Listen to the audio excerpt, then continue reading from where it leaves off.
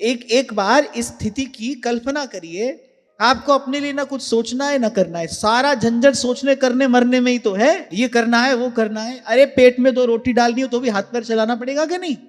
एक समय पेट भरना हो तो भी हाथ पैर चलाना पड़ेगा। तुम बोलो मांग के खा लेंगे तो मांगने तो जाओगे, हाथ तो पसारोगे किसी के आगे। किसी द्वार पर गाली मिलेगी, किसी पर धक्का मिलेगा, कहीं जाकर 2 रोटी मिलेगी, वहां कौन सा मेहनत नहीं करनी पड़ेगी? और आप सेवक की स्थिति का विचार करो, उसको अपने लिए कुछ करना तो दूर की बात, उसको अपने लिए कुछ सोचना भी नहीं है। अब बड़े कर्म योगी जो होंगे वो हमारी बात पर लगाएंगे बहुत बड़ा प्रश्न चिन्ह, और वो कहेंगे हैं ऐसे थोड़ी होता है, कर्म तो करना ही पड़ता है, तो करो। यही तो नारद जी कह रहे हैं, बोले राजा तुम जिसे कर्म कह रहे हो, जिसको कल्याण का साधन मानते हो, तुमको लगता है कि इसको करके सुख मिलेगा, बोले यही तुमको बार बार संसार रूपी दुख में डालने वाले हैं। परसों सुना रहा था मैं आपको, महात्माओं की बात है, सीधी सरल शब्दों में काम की बात कहते हैं। कहते हैं 2 काम करेंगे भाई हम तो, हरि को भजन, बोले पेट को धन दो, बोले और करे सो मूर्ख अंधो। इसलिए यदि वस्तुतः सुख पाना है तो इस दिशा में उठाया गया सबसे पहला कदम यही है, प्रभु का विश्वास करिए